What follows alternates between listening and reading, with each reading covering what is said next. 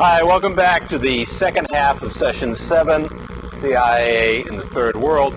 And today, of course, we're looking at Cuba. We spent the first half of the session looking at the historical background and considering particularly issues of inequalities within Cuba, Cubans' sense of being second-class citizens, and how they contributed to both the revolution in 1933 and then to the revolution in 1959, and how Castro's attempts to resolve those inequalities, but particularly to end the dominant position of the U.S. in Cuban affairs, led to a very direct confrontation with the United States itself that became obvious in his meeting with Vice President Richard Nixon in the early part of 1959, and out of that was triggered the request that the CIA begin looking at a plan to eliminate Castro and his revolution. And that's indeed what the CIA began doing. If we turn to the first slide in the second half, this plan that was initially put together during the course of 1959 was a relatively modest plan in what it assumed would be undertaken. Essentially, it was going to be a plan for generating anti-Castro propaganda and organizing a small paramilitary force. The idea was that a few hundred trained fighters, Cuban exiles, would be sent onto the island to help build a resistance to to Castro, and lead eventually to the toppling of his regime. And meanwhile, the U.S. would launch this propaganda offensive to undermine faith in the regime and generally paint a negative image of it for both Cubans and people elsewhere in the world. That initial plan, and it was described when someone was asked about it in the CIA, was described as the Guatemalan scenario. In other words, it's not going to take a lot to get rid of this guy. As Arbenz before him, basically what we need is some kind of military force to help stir up unrest on the island. But other than that, since they were already putting into place things like ending the Cuban sugar quota, some propaganda on top of all of that, that would be very much similar to the mix that was used in Guatemala back in 1954, and it was assumed would have the same successful impact. Now, President Eisenhower gives approval to the plan for the first time in March of 1960. And again, what he's looking at is very much the kind of thing that he was looking at back in 1954. It doesn't seem a terribly daunting task to undertake. And indeed, the first steps along the way, in what was assumed to be about $1 million effort, that's the initial money that was approved, was just $1 million, really a drop in the bucket even those days when it came to covert operations. But the initial operation began with things like the establishment again of a radio transmitter, Radio Swan, on Swan Island in the Caribbean, to again transmit negative news stories about the Castro government, its treatment of the Cuban people, its treatment of institutions like the Catholic Church, et cetera, and to give negative news about the Cuban economy, talk about Castro's growing ties with the Soviet Union, how he was really a communist, et cetera, et cetera. In addition, the CIA also decided to blanket the island, almost literally, with leaflets that would carry similar kinds of messages. Eventually, the CIA printed up and airdropped over Cuba 12 million pounds of propaganda leaflets. Now, when you consider the fact that there were about 6 million people on the island, that was 2 pounds of leaflets for every man, woman, and child on the island. So they were, even if a lot of the stuff flooded away, they figured they were going to reach a substantial part of the population just by a sort of massed dumping of leaflets. And much of it, of course, was aimed at urban centers where they figured a good part of the population was and where it would be hard to miss once you dump these things in the urban area.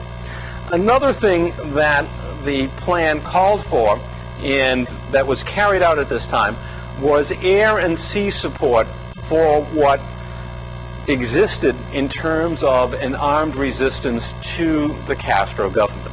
Now, this in itself becomes a major issue of contention. What how large, how well organized, how coordinated is the resistance to Castro on the island? There is some resistance. There are some people with guns. But an ongoing question over the next 2 years, 60 through 60, well, much of 61, was, all right, but how many of these people are there? Are they really in touch with each other? Do they have a great deal of support? Are we talking about, a couple of hundred armed resistors on the island and a population of 6 million? Or are we talking about thousands? In any case, just the fact that some kind of resistance existed led the CIA to begin a series of airdrops of equipment. They would drop radio equipment, small arms, explosive packets to be used in sabotage efforts, etc. And they would also land amphibiously to bury weapons on the beaches to be picked up by the resistance. A lot of this didn't go terribly well, partly because the airdrops, for example, were taking place at night, and quite frankly, in the days before global positioning satellites, it was awfully difficult much of the time to figure out exactly where you were at any given moment. If you're trying to drop packages, on the island, one mountain looks pretty much like another, and as much as you've got various navigational equipment, it's not going to tell you precisely, which part of the island you're on. You don't know within a mile, really, of where you're dropping this stuff. So a lot of it went for naught. But in addition to that, the CIA did take on a certain number of sabotage attacks of its own, where it would land a few agents and operatives who would then move inland, blow up a bridge or burn down a sugar plantation. There was not a lot of this, but there was some of it to try to assist and give a boost to the resistance.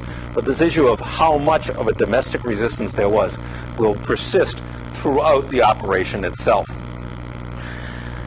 In November of 1960, after this original plan has gotten underway and they're generating propaganda and they're starting to train a few hundred people to infiltrate onto the island, largely through amphibious landings, once that has gotten started, Richard Bissell, and Bissell, remember, was a chief aide to Allen Dulles, Director of Central Intelligence. Richard Bissell, who was the master architect of this plan. I mean, he was the guy in charge. There were the people that contributed the specific ideas, but he was basically running the operation. Richard Bissell, in November of 1960, made what he called a midcourse correction. He began to change the plan in a significant way. For one thing, they decided to expand the paramilitary force that they're training. They were talking 200-300 people, as you see further down on the slide here.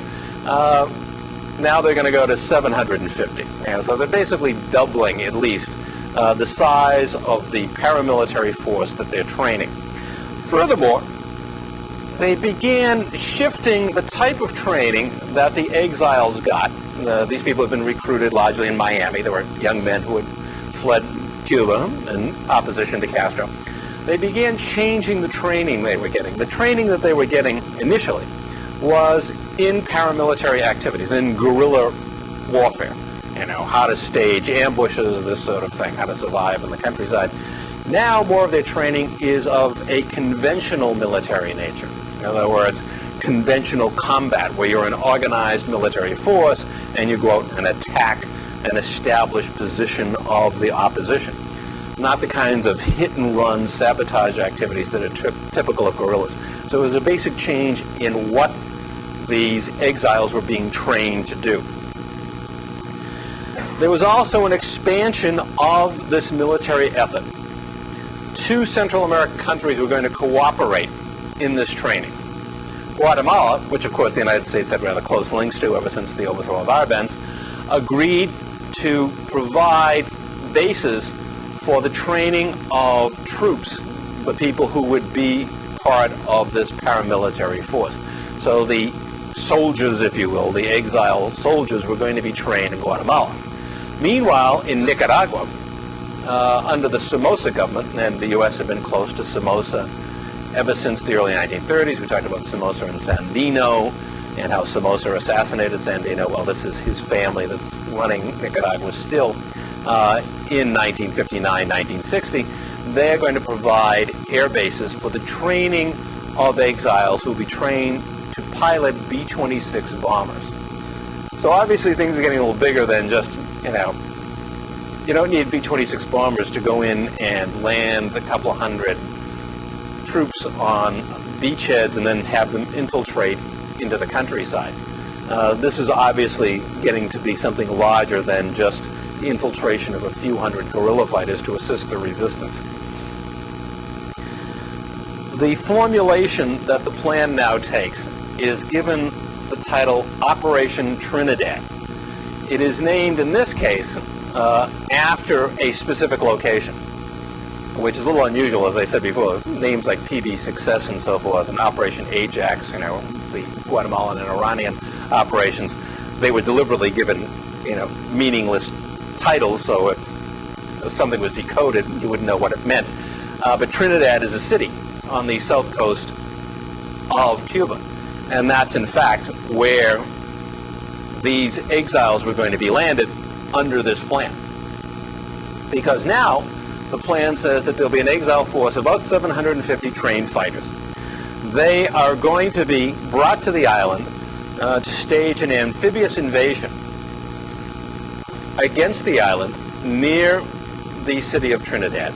And in the process, there will be airstrikes launched against Castro's Air Force, a rather modest Air Force at this time. You're talking about a couple of dozen planes, some B-26 bombers and some T-33 fighters. They were actually trainer jets that the U.S. used.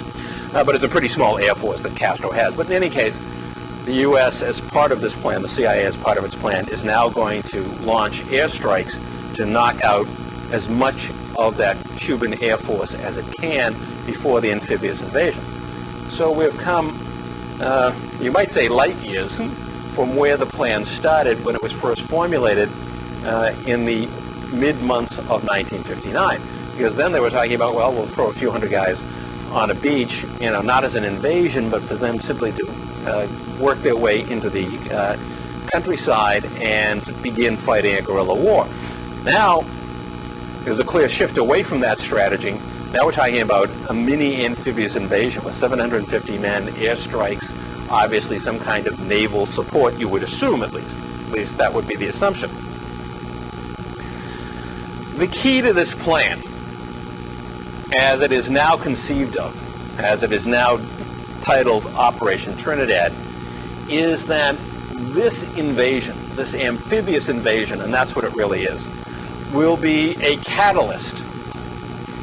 That what will happen is that this invasion will trigger first the resistance fighters to rise up, because they will, of course, be working in coordination with the exiles who are invading. That they will rise up, launch their strikes against the government, blow up highways and so forth to inhibit a counterattack. And then what will build up is a general rebellion by the Cuban people against Castro, leading to his overthrow. This is the key. No one believes that 750 or 1,500, as it will later become, invaders are going to topple Fidel Castro by themselves. It's not going to happen. As we will see, his forces were considerably larger. But Bissell had become concerned that, indeed, perhaps the resistance forces were not far enough along in their development, that a few hundred exiles sent to assist them could lead to a very expedient outcome. In other words, how long was it going to take? I mean, if the resistance isn't quite as big as we had hoped and well organized, well, a few hundred resistance, exiles that we send in, are they going to make that much difference? This could take years and years to develop. So what we're going to do instead is we're going to give them that sort of shot in the arm that they need, that this will be enough to trigger both coordinated efforts by the resistance and then a general popular uprising. Now, this still assumes something, and it still assumes that there is a significant organized resistance out there. Not big enough to benefit from just a few hundred infiltrators, but big enough to make a major difference. They don't expect the general population to react first. They expect the resistance to react first. But there has to be a significant resistance out there. People who have guns or making plans. The question is that resistance out there? And secondly, on another level, is the general populace unhappy enough with Castro that they will in fact rise up against him? This is where a basic difference arises between Alan Dulles and the analysts at the CIA. If we go back to the slide, this becomes the question. What resistance are we talking about? Now, the analysts at the CIA, and this is true, we're going to discuss this case and some others, and we'll get to weapons of mass destruction at a certain point. Analytical reports are never blanket statements. As George Tenet recently pointed out in his defense of the CIA, that, we had qualifiers in there. There are always qualifiers. They always put stuff in footnotes. It's like an academic paper. Let's say, well, there is some evidence to the contrary, etc. So there is never a blanket conclusion that this is absolutely true, that's absolutely true. They always say, well, the preponderance of the evidence strongly suggests this conclusion, with the following qualifications. In this instance, the analysts generally felt that, one, Castro was very popular, enjoyed a lot of support because he had overthrown Batista, because he was a strong nationalist, he was carrying out various social and economic programs like popular education, etc., and he was just getting started, but they had a lot of support among the general population. There were a lot of people that alienated. 1 million people were going to go into exile, but most of the people who remained seemed to be pretty happy with him. So he seemed to have a strong base of support from the analyst perspective. And secondly, the analysts were doubtful about how much of an organized resistance there was in Cuba, that there was only fragmentary evidence of this sort. Yes, they had some short-wave radio contact with a few people. There were exile leaders in Miami who were saying, oh, we have hundreds of resistance fighters, and we have hundreds more over here. They're planning, they're ready to rise up. We just need a catalyst. But the CIA analysts said, well, we're not so sure about that, because if we're looking for evidence, what we would look for is, well, how many sabotage attacks have there been? Can we document a significant amount of such attacks? And there doesn't seem to be a lot. Occasionally something gets blown up, but not a lot. So there doesn't seem to be evidence of a widespread network. All we have are the exiles telling us that, oh, sure, we get plenty of resistors on the island. So the analysts were skeptical. Again, they were not going to say, look, there's no way there's any resistance, and there's no way the Cuban people will rise up against Castro. But generally, their conclusion was, one, there seems to be majority support, at least for Castro on the island, and two, evidence of a coherent and substantial resistance force on the island is not there. Alan Dulles' answer was, what do analysts know? His conclusion was that sooner or later there'd be blood in the streets of Havana. The blood would run on the streets of Havana. That was his expression. Why? Because he was sure that Castro was deeply unpopular in Cuba, hated by the majority of the population, and therefore the plan had legs. Because if there wasn't that kind of popular resentment, and if there wasn't an organized resistance, the plan was hopeless. But Dulles felt that he knew a lot more than the analysts did. He knew a lot of people who had lived in Cuba, Americans in particular, but also Cubans. And they told him that, generally most people didn't like Castro. And he believed that. I mean, who were these analysts? They were a bunch of, academics with, who had never been in Cuba. What do they know? So he remained convinced that indeed there was this environment that would make the plan a highly feasible one.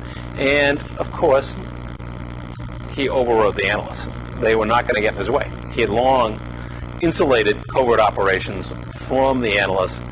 He wasn't about to let that change. And not for the last time, the covert operations side of the agency, with its drawing of information from exiles who are highly biased, who have every reason to say, oh, Castro's terribly unpopular, and yes, there's well-organized resistance. Not for the last time, they were going to override the analysts. When we get to weapons of mass destruction, you'll be surprised how similar the situation looks. It's a very different one, in terms of the specific dynamics, but in terms of the covert operations side of the agency having the upper hand over the analytical side. That is going to be repeated. Not for the first time was it repeated with Iraq, but not for the last time either, by any means or a stretch of the imagination. So this becomes a basic problem for this operation, is that analysts have some serious doubts about whether Castro is really unpopular and whether there's widespread organized resistance to him. But those doubts are going to be set aside by Alan Dulles, who's a strong advocate of covert operations, highly confident that he knows better than the analysts do, and so they will proceed. We return to the slide here.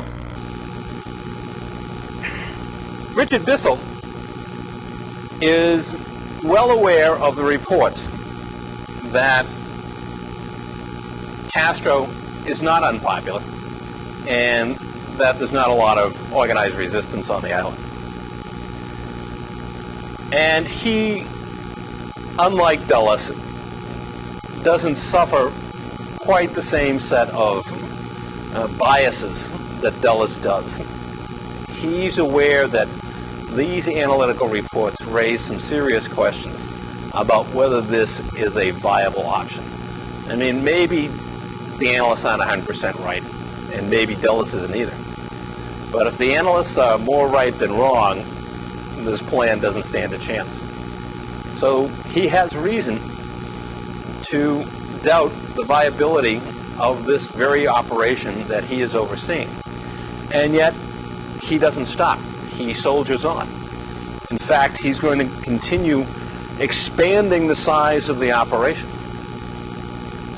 And the question has been, for a very long time, why did he do this?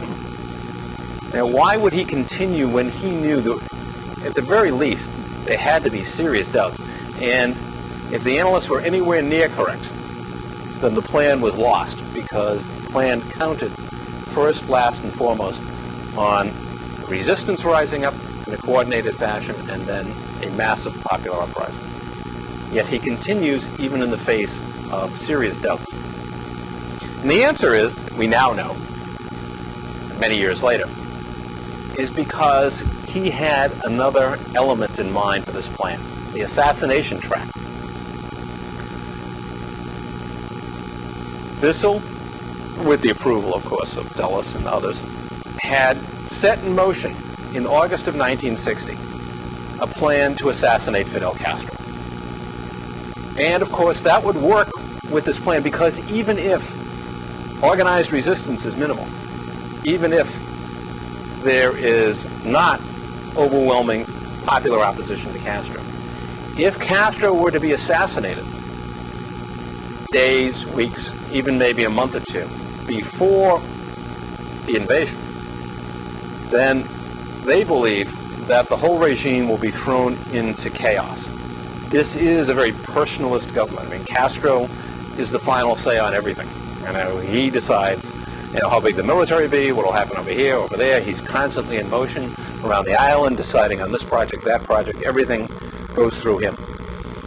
With the government still basically in formation, and Castro so important to it, and so important to its public image, because he is the public image of the regime, his assassination could spread widespread uncertainty, even chaos, and then the plan has a much greater chance for success, because the regime will not be able to respond effectively. The regime will be in disarray. So there'll be time. Given a few days where the regime is unable to put down this invasion, that will help build the support that's necessary. There's not going to be a quick reaction from the regime because the regime will be in chaos after his assassination. And indeed, the CIA formulates a very specific plan. If we go back to the last point on the slide, the plan is that the CIA will provide poison. And it will provide poison to the mafia in the person of Johnny Rosselli, a then key figure in the mafia national. And Rosselli will arrange for that poison to be delivered in Cuba to someone hired by the mob who will then poison Castro. Now, why the mob? The mob wanted Castro dead themselves. Because, of course, one of the things that Castro did after the revolution was wipe out all their holdings in the hotels, went after the dens of prostitution, shut down gambling operations, and he took what was a wonderful offshore empire that they had fashioned over the course of a decade and a half, and just in a matter of months destroyed it. I mean, they lost tens of millions of dollars, and were losing tens of millions of dollars more in revenue that they could no longer earn. And yet, still, the mafia had any number of contacts on the island, people who had worked for them, run casinos and brothels, etc., and they felt confident they'd be able to get somebody close enough to Castro to poison his food. For example, he often ate in the hotels. He moved night after night, largely for security reasons, but he often would stay at a hotel when he wasn't staying at, just some home somewhere. And so the idea was, well, when he comes to the hotel one night, whether it's tonight or 2 months from now, just poison his food. The plan is that the assassination would take place in March of 1961.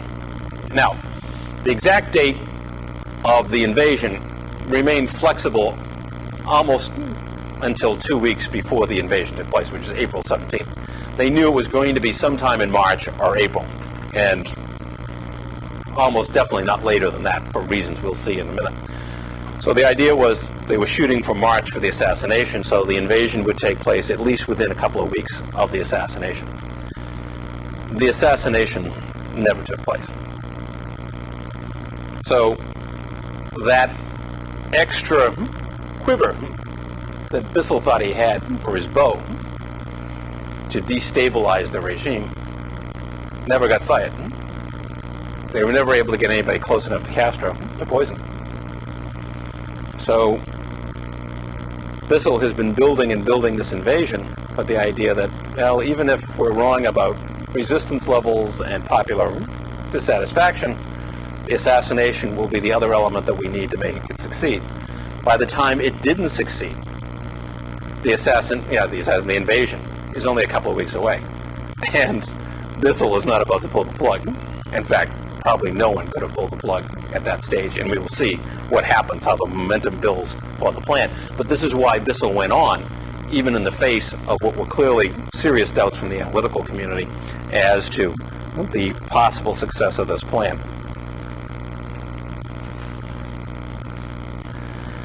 Now, the plan, of course, is formulated under Dwight Eisenhower in his presidency during 1959. But if we go to the next slide, we'll see, of course, the man who's going to inherit the plan is John F. Kennedy, because the United States is in the middle of presidential election in the fall of 1959, and then it is Kennedy who is elected in November of 1959 and will take office, I'm saying 1959, 1960, I'm sorry.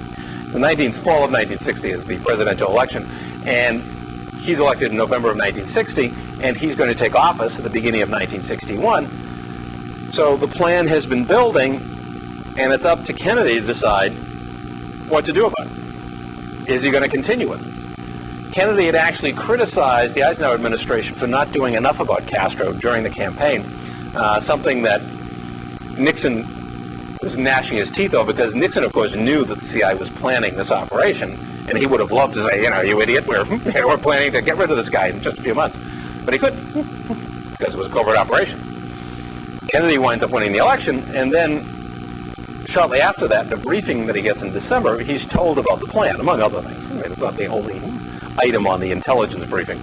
But he's told about it, and he says, well, I have to defer any decision about whether to go ahead or not until I'm actually president. I can't be making decisions about these things when I'm not actually president, so we'll have to wait until January. He occupies the White House in January of 1961, and he does begin looking at the plan and considering whether it is viable. And one of the things he decides to do to get a read on that is to ask the Joint Chiefs of Staff to review the plan. And they're actually going to send an officer down to review the training that's going on in Central America or in Nicaragua or in Guatemala. The Joint Chiefs, of course, are the heads of the various branches of the armed services. They're the ones who run the Pentagon and report to the Secretary of Defense, of course, but they're the military chiefs. The report by the Joint Chiefs concludes that the plan has, in their words, a fair chance. Now, Kennedy and his immediate advisors took fair chance to mean, well, a pretty good chance. We're getting into a matter of semantics here. Later, when the Joint Chiefs were asked about this, when they were reviewing what went wrong, and were asked, well, why did you think it had a pretty good chance of success? And they said, oh, we didn't mean a pretty good chance. We meant not a very good chance. That's what fair meant, was not a very good chance. And their thinking is quite understandable as to why they would be critical. I mean, they're military men, and this is an amphibious invasion. An amphibious invasion is one of the most difficult military operations to undertake because you're throwing troops up onto a beach that's controlled by the enemy that probably has some kinds of fortifications.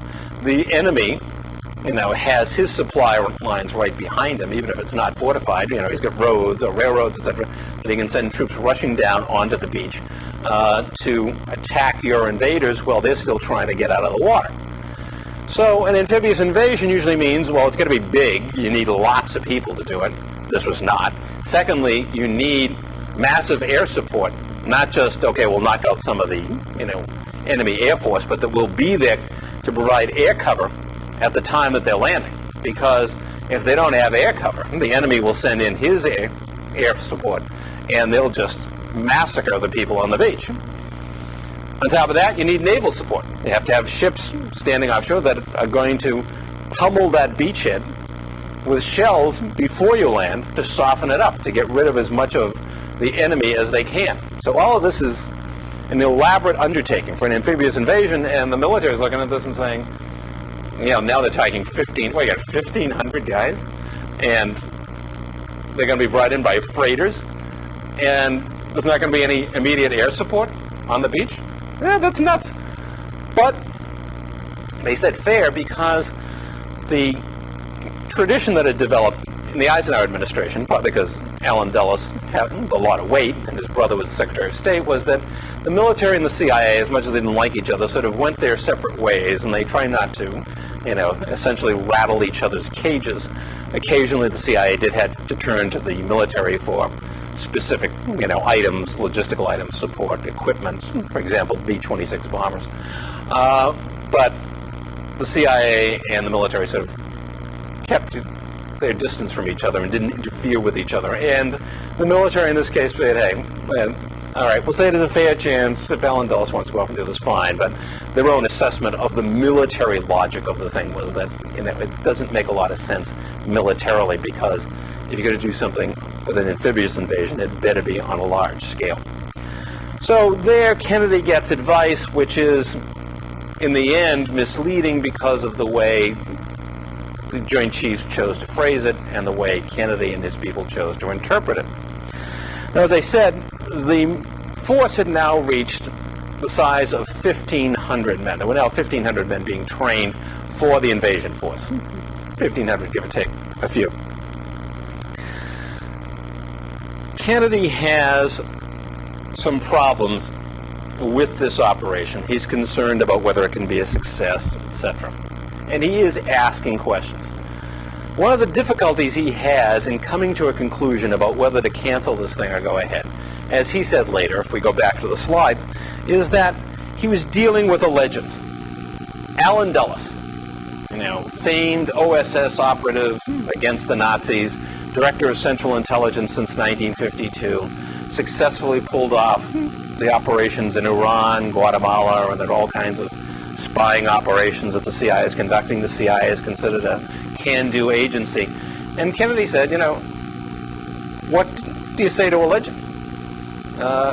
Kennedy, at least his version of the story is, Allen Dulles was in his office one day, and Kennedy expressed some doubts about the Cuban operation, and Allen Dulles turned to him and said, Mr. President, I was standing in the same spot with Eisenhower a few years ago, and he asked me about the chances of success in Guatemala, and I'll tell you right now, this operation in Cuba has a better chance of success than the one we carried out in Guatemala.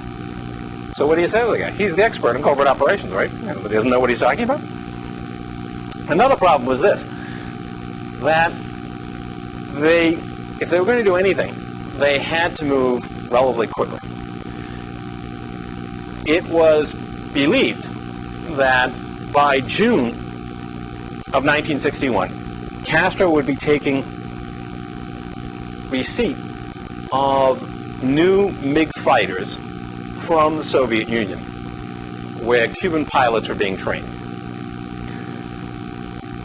Up until this point, as I said earlier, the Cuban Air Force was not much to talk about. Some B-26 bombers, you're talking about prop planes that dated back to World War II, Korean War, and some small T-33 jets that were mostly used by the Navy for training purposes, the U.S. Navy. So it's not much of an Air Force. The planes aren't very new.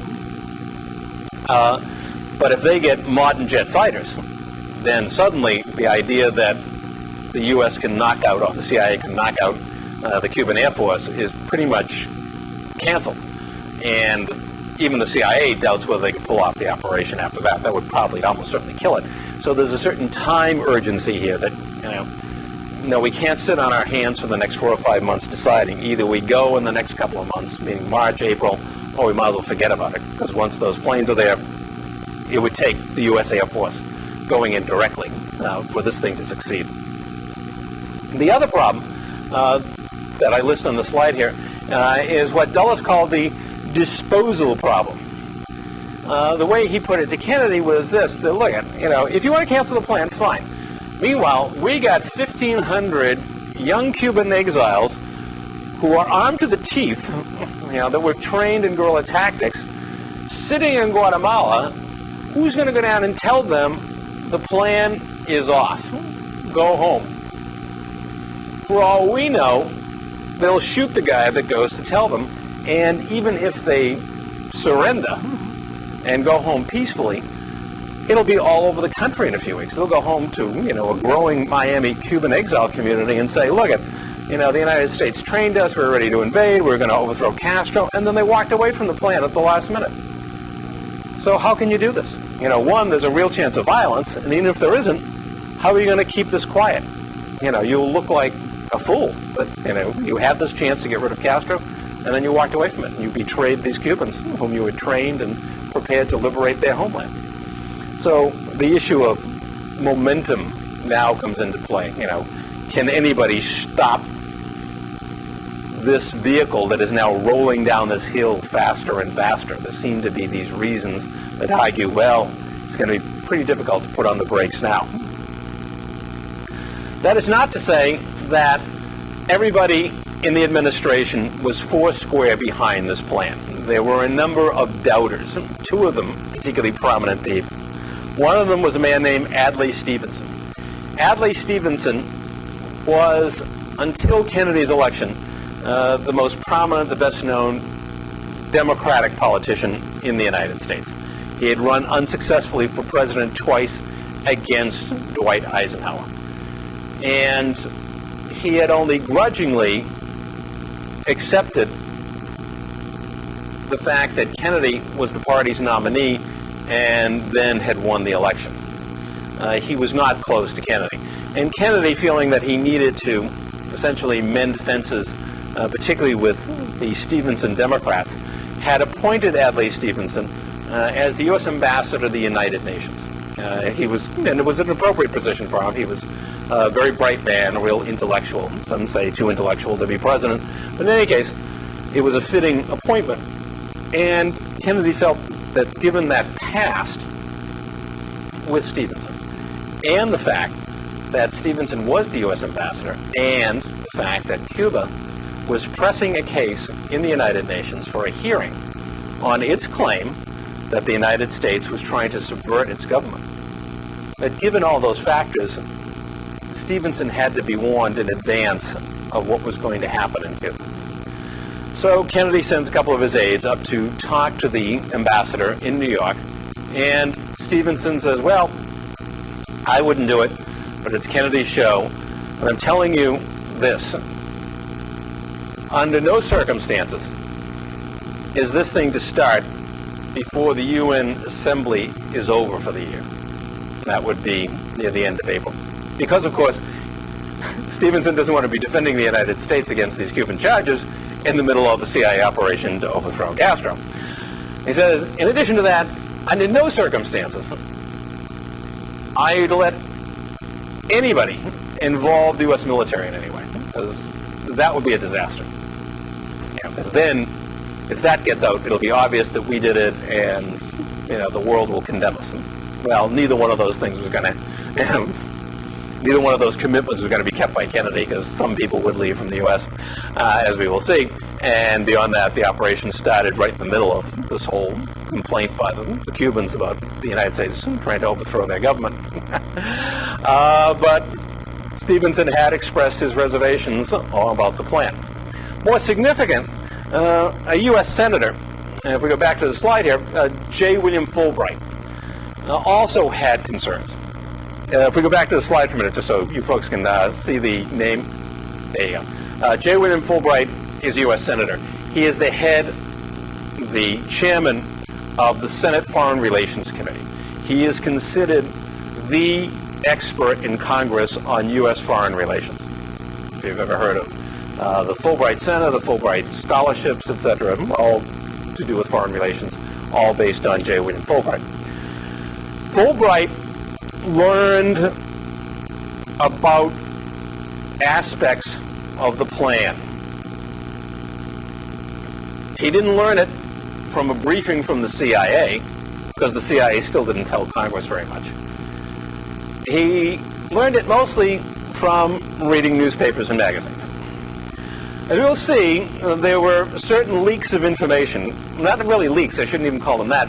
It was the fact that word was circulating in the Cuban exile community that something was going on, and then there were stories about training bases in Central America, and several U.S. news sources had reported on these activities. They didn't know much, but they knew something was going on, and it had been enough for Fulbright to figure out the CIA is planning something. So he went to Kennedy with his suspicions, basically, and accusations that, what's going on. And Kennedy said, okay, well, you caught us. Yes, we're planning on overthrowing the Cuban government in another month or so. And Fulbright was very upset and said, this was stupid. He said, look you're going to launch this thing, and you think that you can keep your hands on it.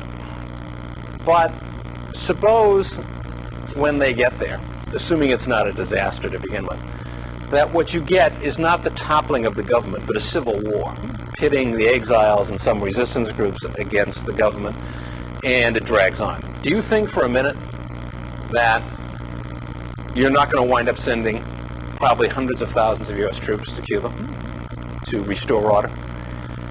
And if the exiles get into trouble after they launch their invasion, do you think you're really going to be able to resist sending U.S. troops?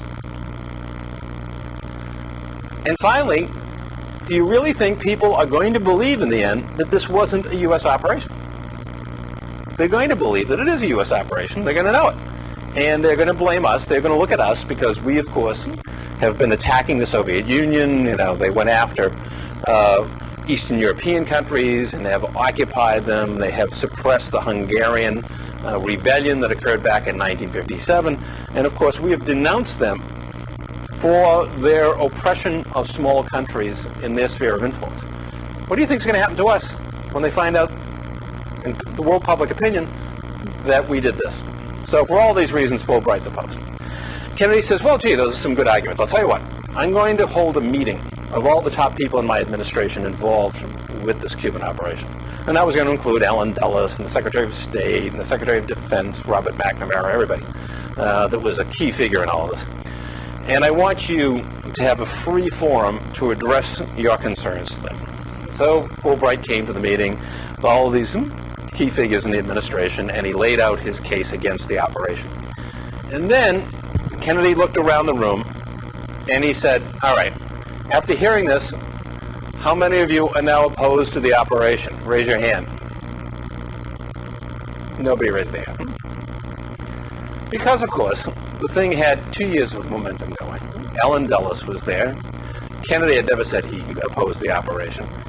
To suddenly raise that question, people are going to say, well, I don't want to be the first one to criticize, inside the administration. Fulbright's an outsider.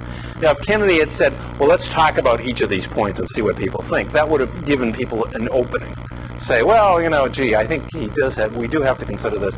It would have been a chance for people to come out. And there were people that were critical of it, but not openly critical. They would have had an opportunity to start expressing those views. But this kind of approach, it's kind of like saying, well, I don't really want to hear from anybody. But if he had started a dialogue, it would have been different. In this case, nobody objected. End of story.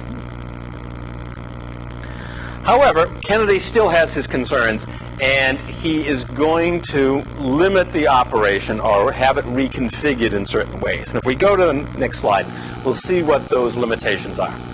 One, he insists that there will be no direct intervention by the U.S. military. I don't want U.S. military forces directly involved in this operation.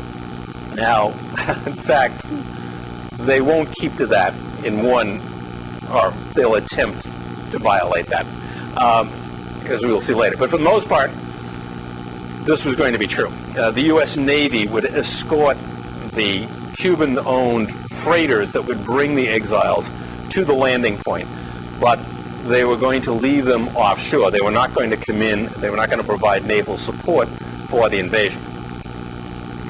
Nor would there be direct U.S. air support for the invasion. At least none was planned. So there was to be no direct U.S. military involvement. Secondly, Kennedy felt that the invasion as planned near the city of Trinidad was too much like D-Day. Trinidad was a fairly large city, meaning that very quickly there was going to be press coverage of what was going on. And it was very likely to raise questions about, these guys have landing craft and they got these ships standing offshore. You're telling me exiles did all of this? Yeah? Doesn't seem very likely. So they need someplace quieter, where the press isn't going to get to very quickly, where the freighters and the landing craft will have left. By the time people get there, the beachhead will be empty anyways because the fighting will be going on elsewhere. So he wants a quieter location. And so the CIA begins looking for other places where they might stage the invasion. And they move hundreds of miles west of Trinidad on the south coast, further to the west, almost directly south of the capital, Havana, at a place called the Bay of Pigs. This is the spot that they choose. Now, what they did not tell Kennedy when they told him that this was the alternative, they had several, but this is the one they settled on. What they didn't tell Kennedy was that in the original plan, one of their arguments for Trinidad was the following: that if we stage the invasion of Trinidad, the city of Trinidad is surrounded by mountains. If the invasion doesn't go well, the invading force will simply break up into groups of 3-4 men, and they'll slip into the hillside and form a guerrilla force and go on fighting Castro. It won't be quite what we had hoped, but it won't be a wipeout either. We'll manage to get 1,000 or more of them up into the mountains, forming a guerrilla army. At the Bay of Pigs, the beach is surrounded by swamp. If it goes badly, the only place to go rockets back into the ocean. But they didn't tell him that. But, you know, it did serve the other purpose. There was no heavily populated area. Of course, one thing that the CIA didn't know, because their intelligence wasn't that good, was that this actually was a place that Castro had a particular fondness for. The people here were very poor. They were charcoal gatherers. And they had thrown their support to Castro early on after his Granma invasion of Cuba. And so he had a lot of sympathy for the people in the area, and he wanted to improve their lot. So the government had begun a project to build little cottages and bungalows that would become a resort for workers, where workers would be able to take vacations down the area, and it would boost the economy of the area, which was very impoverished at that time. So there was actually a lot of activity in the area. It was not quite as isolated as the CIA believed it to be. The next qualification that Kennedy had, if we go back to the slide, was that the plan to attack the Cuban Air Force was for one massive attack to occur perhaps a couple of days before the invasion. There was one large air base of significance, and that was just outside the capital, Havana. So the plan was for the B-26 bombers flown by the exiles to go in one massive attack and wipe out as much of that Air Force as possible. Again, Kennedy objected on the grounds that where did the Air Force come from? Where did they get an Air Force? And in such significant numbers that they were able to attack, with several dozen planes all at once in this coordinated effort. It sounds again too much like D-Day, like somebody's behind it, not just some exile group. So I want you to split the air attack into two parts. One attack just before the invasion, a couple of days, and then one on the day of the invasion. And that'll take care of the Cuban Air Force. How this would look better, I'll explain in a moment. But they have a plan, a cover story. By splitting it, it gives them a cover story.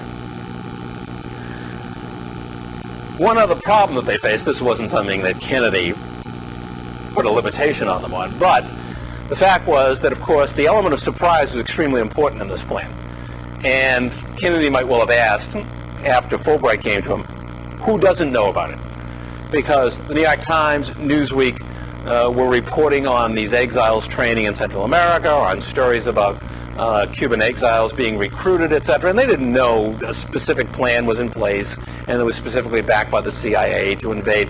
But there clearly were stories indicating that there was some kind of group within the exile population that was planning a military attack on Cuba.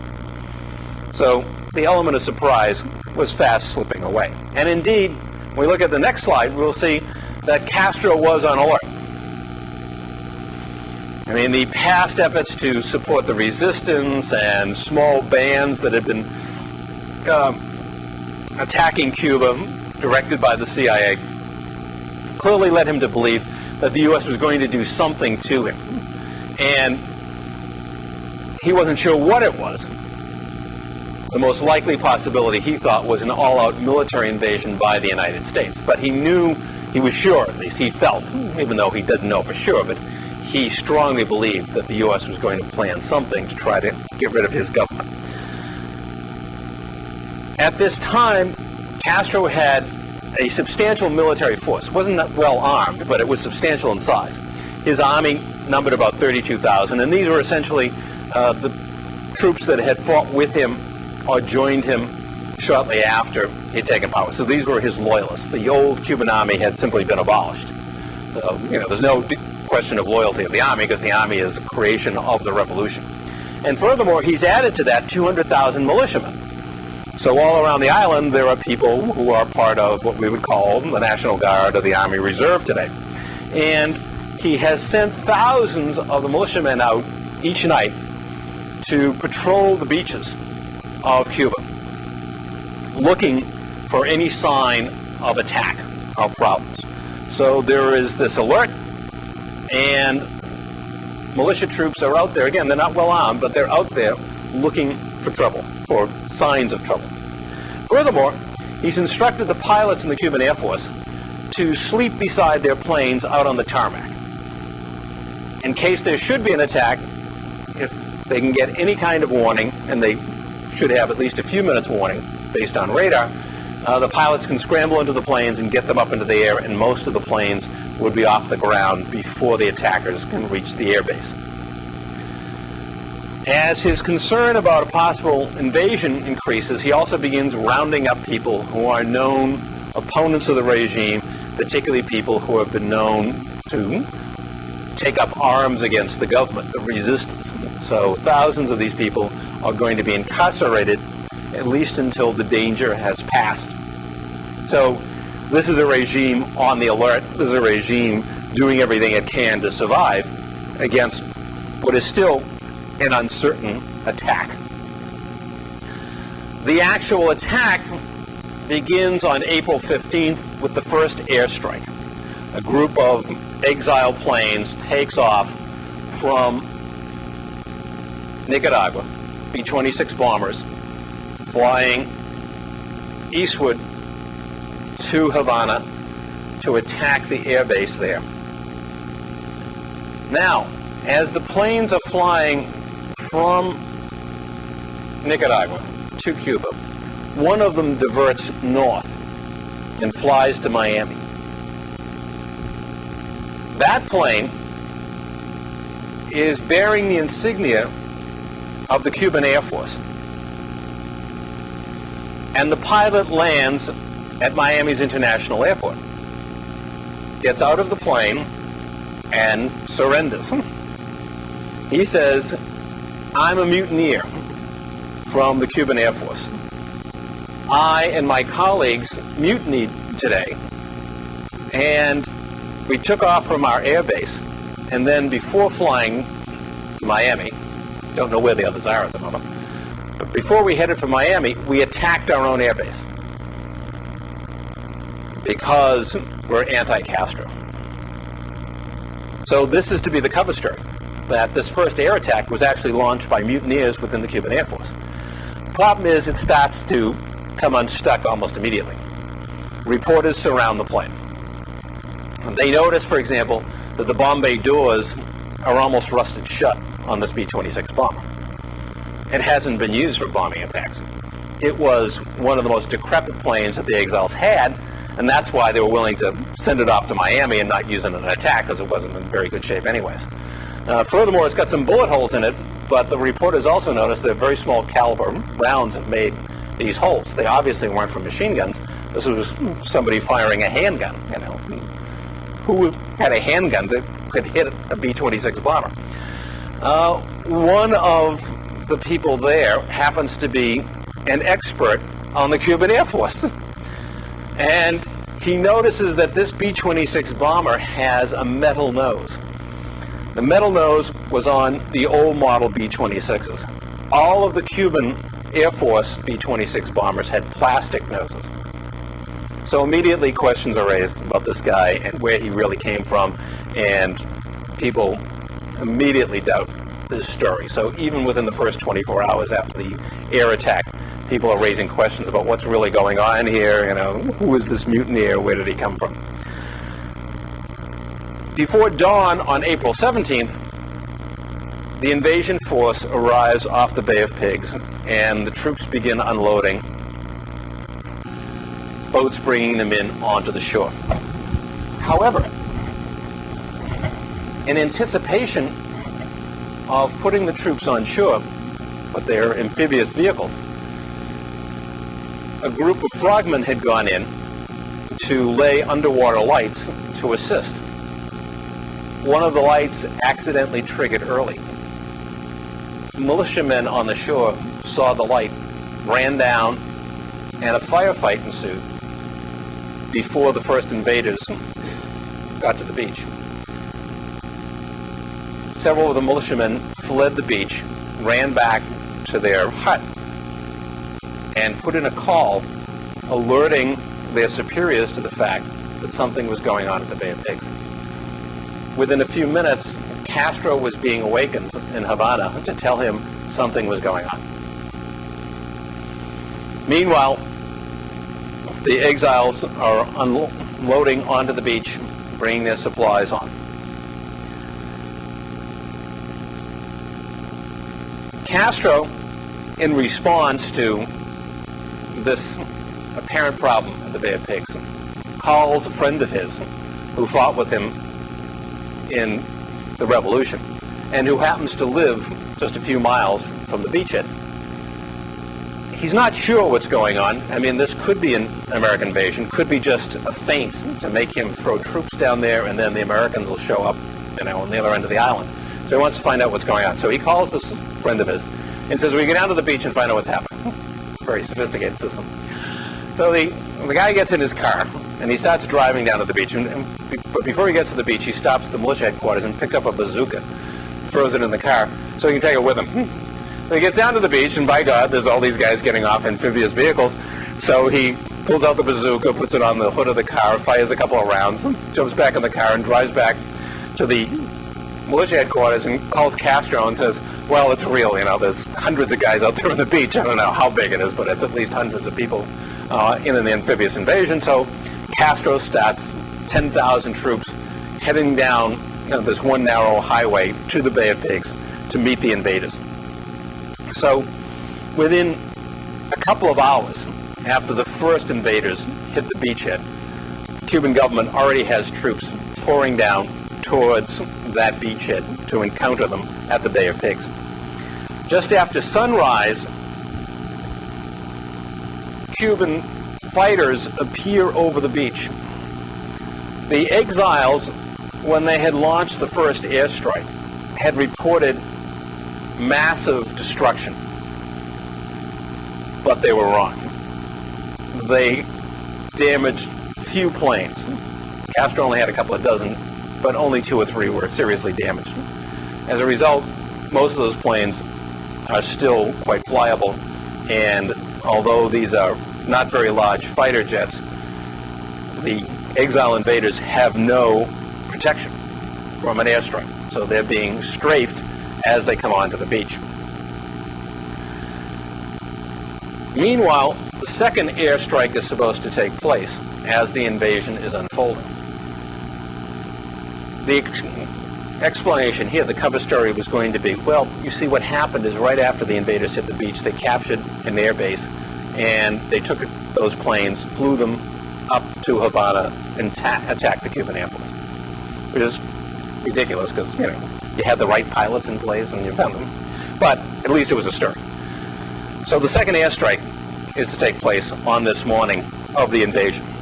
Only the Americans who have trained the Cuban pilots, have blamed them for the fact that the first airstrike apparently wasn't very successful. Those trainers were members of the Alabama Air National Guard. The members of the Air National Guard decide that what they need are better pilots. So they decide that they're going to fly the planes. They're going to fly the B-26 bombers in, not the Cuban exiles. Now, in addition to that, Kennedy agrees that he will provide some direct military support. As the second wave of B-26 bombers comes in, as this second attack comes on the day of the invasion, after the first attack on the 15th, U.S. naval air fighters are going to rendezvous with the B-26 bombers and fly to the coast of Cuba with them. The idea will be they won't open fire on the Cuban Air Force unless fired upon. And the belief is that their presence will dissuade the Cuban pilots from attacking the B-26 bombers. The problem is, because of a miscalculation, a mistranslation on times, the fighter pilots and the B-26 pilots never rendezvous. And the B-26 bombers go in on their own and discover that the real problem wasn't the quality of the pilots, it was the fact that the B-26 bombers were so slow, they were easy to shoot down. And 4 of the pilots, the Alabama Air National Guard pilots, are shot down and killed in Cuba. Their families won't be told for years officially what happened, even though Castro was showing off, dog tags, etc., to demonstrate that they had shot down these American pilots. They won't be told for some time. So technically, they started to violate the direct military intervention policy, but on the other hand, it never really worked because the rendezvous never took place. Very quickly, the exile army is rolled up on the beach. Most of them are captured. Some flee into the marshes and are soon captured. Somewhat less than 200 of them are killed on the beach during 48 hours of battle. Kennedy might have tried the strategy of plausible deniability, except he probably would have looked like an idiot.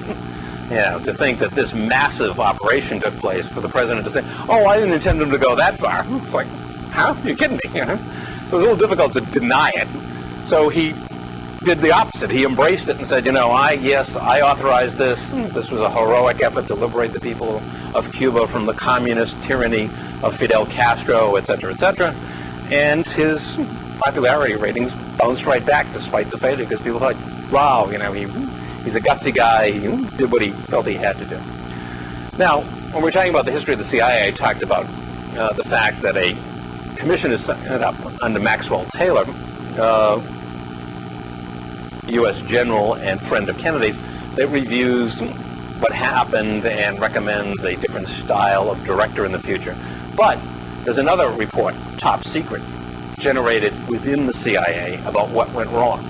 It was written by this man, Inspector General Lyman Kirkpatrick. Lyman Kirkpatrick's position as Inspector General was to do precisely this, to look at things that went wrong in the CIA and find out why.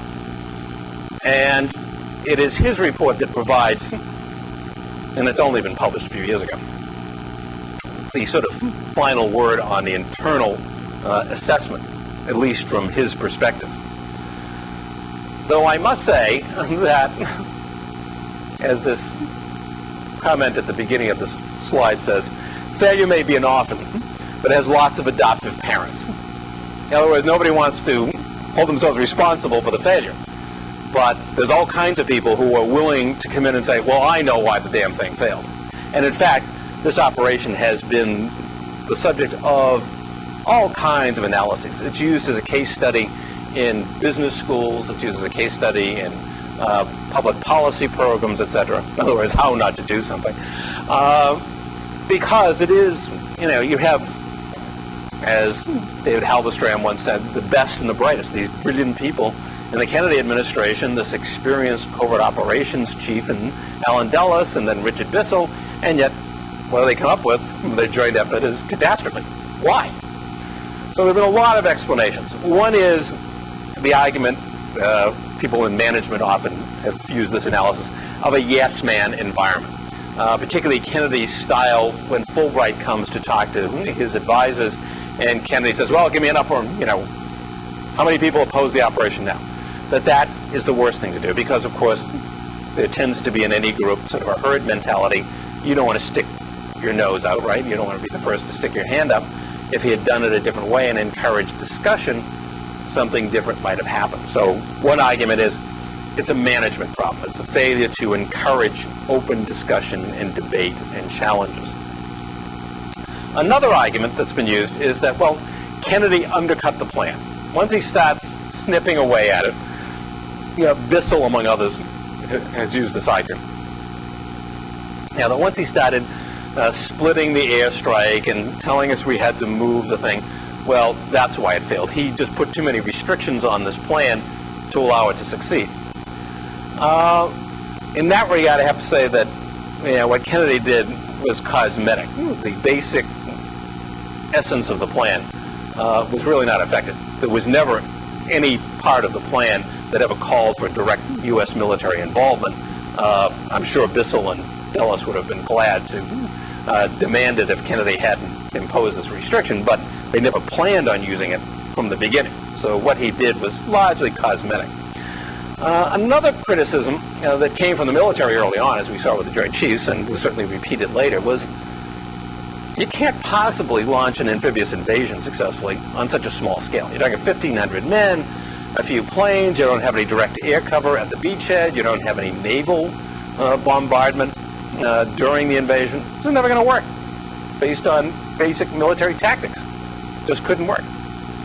But I think the most fundamental reason, and this was what Lyman Kirkpatrick's report concluded, was that the fundamental premise of the plan was flawed. It all depended upon the catalyst effect, that the intervention would trigger a widespread uprising, the regime would be toppled.